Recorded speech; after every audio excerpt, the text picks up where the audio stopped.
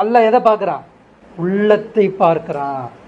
அப்போ நம்மளுக்கு அல்லாஹ் எங்கெங்கே சோதனை வைப்பான்?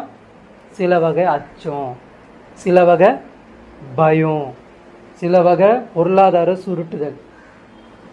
குழந்தைய பிடுங்கிடுவான், கொடுத்த குழந்தைய என்ன பண்ணுவான்? பிடுங்கிடுவான்.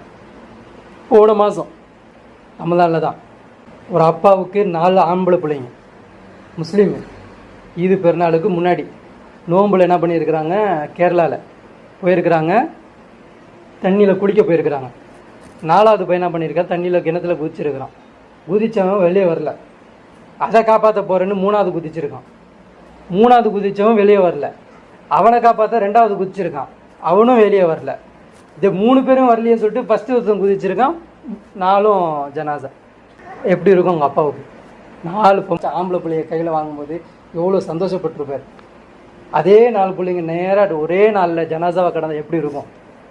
எப்படி இருக்கும் அந்த நேரம்?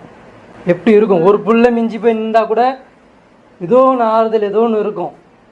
4 குழந்தையும், ஒரு பையன் படிச்சிருக்கிறான், காலேஜ் முடிச்சிருக்கிறான், ஒரு பையன் சம்பாதிக்க போகிற நேரம், ஒரு பையன் +2 படிச்சுக்கிட்டு இருக்கான், ஒரு பையன் 8th படிச்சுக்கிட்டு இருக்கான். எப்படி இருக்கும்? எப்படி இருக்கும் அந்த நேரம்? இதுதான் ஏன் அல்லாஹ் அந்த சோதனை கொடுக்குறேன்றான். எப்படி நீங்கள் மாப்பிள்ளையும் பொண்ணு நீங்கள் தேர்வு செய்யும்போது மனம் வந்துருச்சு கொடுக்கறதுக்கு, எதை கொடுக்க போகிறீங்க? உங்களுடைய பையனை கொடுக்க போகிறீங்க. எதுக்கு கொடுக்குறீங்க? அந்த வீட்டில் வாழ்கிறதுக்கு என் பிள்ளை பிடிச்சிருக்குன்னு.